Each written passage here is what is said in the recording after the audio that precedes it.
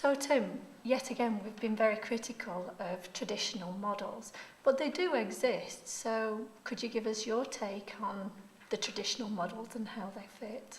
Yeah, of course I can. Yeah, it's interesting. You've had a look at something, the 3Ms model. It's actually in there, and you've been reading it, and I'll come back to that. But I'm fascinated by anybody in the world wanting to do a SWOT. I can't see why companies and organizations would want to go and spend all their time worrying about weaknesses and worrying about threats. Why don't we just be really radical and just do a SO? Why don't we just do strengths and opportunities? Who the hell cares about the threats in 2011?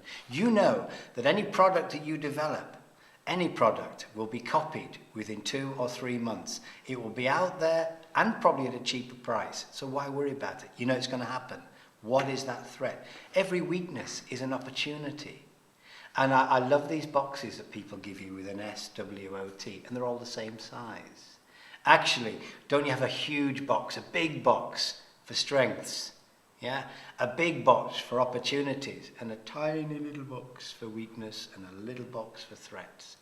We've got to change this idea that because that model is there, we have to put things in the boxes. The Boston Matrix, it's fabulous, isn't it? It's got cash cows and dogs, etc. Why don't we have elephants? Why don't we have slugs? Why don't we have all these? You go back to your boss, don't you? And you say to your boss, do you realise we've got 3 dogs, an elephant and a slug?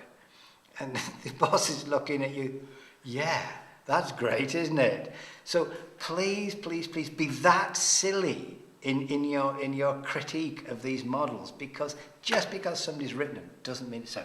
Embarkation. Wouldn't you like to go from embarkation with your idea to emulation to freedom without going through the middle route of emulation, copying everybody? Just because they do it, should we do it?